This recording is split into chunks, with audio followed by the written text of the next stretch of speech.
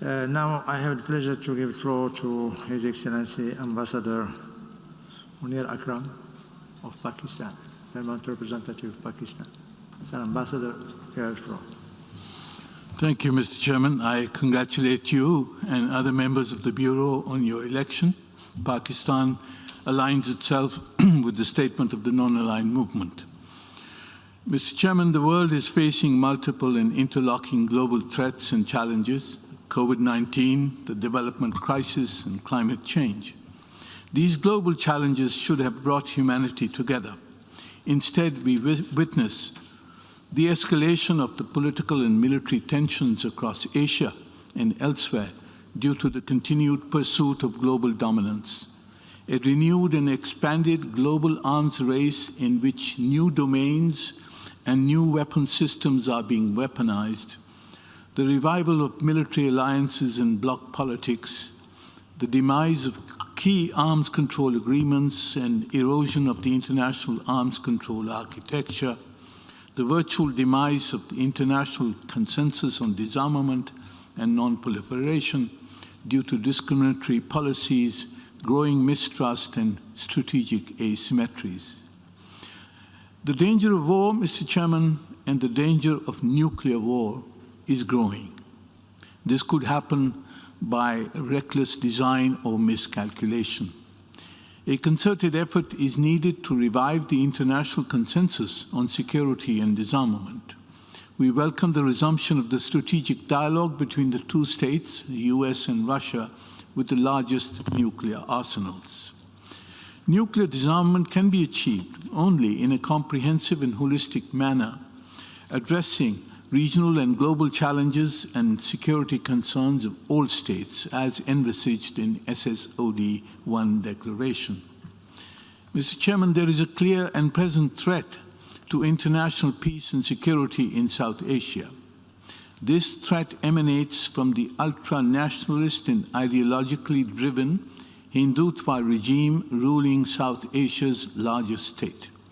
This fascist regime is embarked on imposing a genocidal final solution in occupied Jammu and Kashmir in violation of Security Council resolutions calling for a plebiscite to enable the Kashmiri people to exercise their inalienable right to self-determination. It has unleashed a most brutal reign of terror and oppression on the Kashmiri people, on its own 200 million Muslim minority. It has financed, facilitated, and directed state-sponsored terrorism against Pakistan and other neighbors. To camouflage its crimes, it has resorted to the world's most notorious disinformation campaign.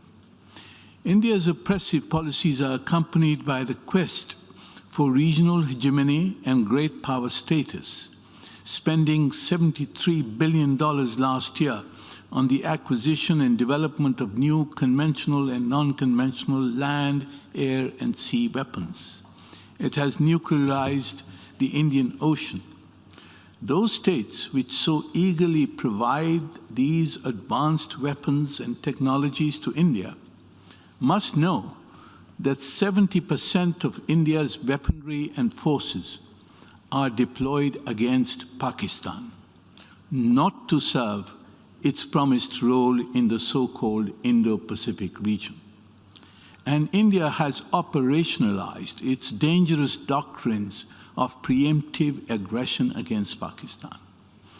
Pakistan will do whatever it takes to preserve full-spectrum deterrence to prevent and defeat any potential Indian aggression.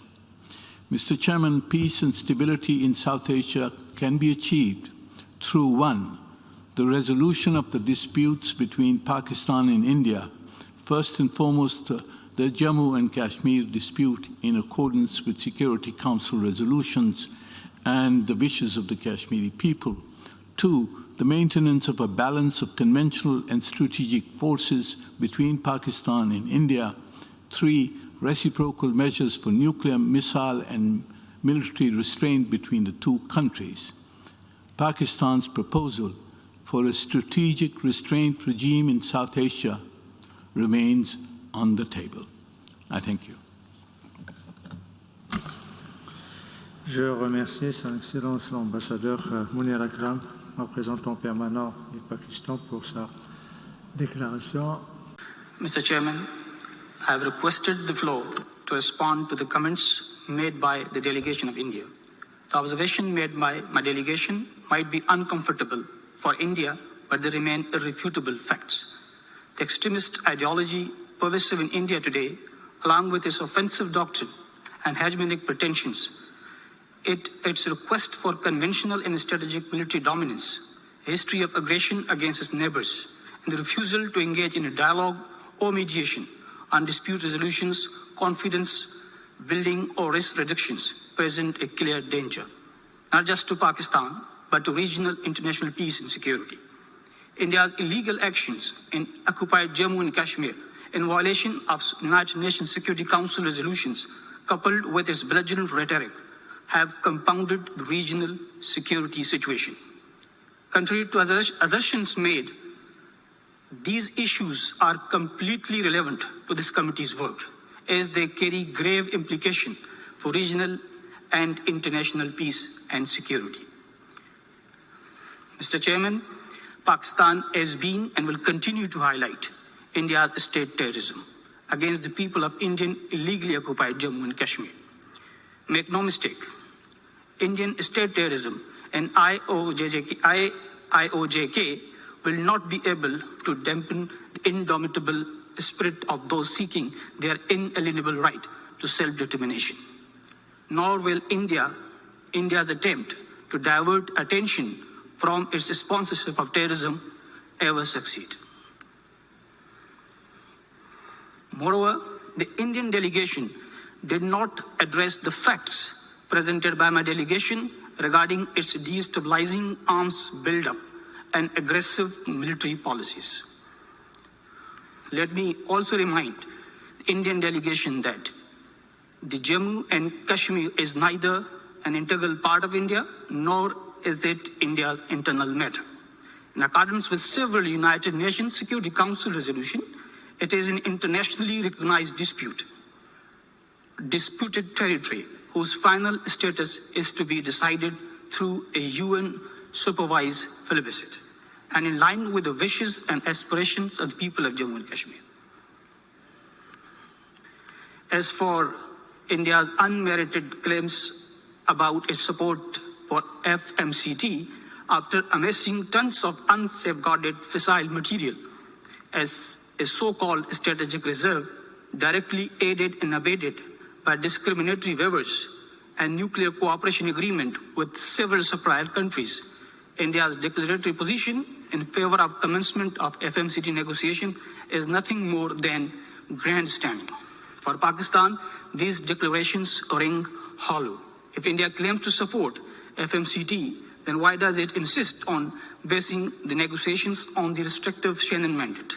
Why is it unwilling to include existing stocks in the treaty's scope in a manner that would genuinely contribute to the global peace, regional stability, as well as to nuclear disarmament, which India also claims to support?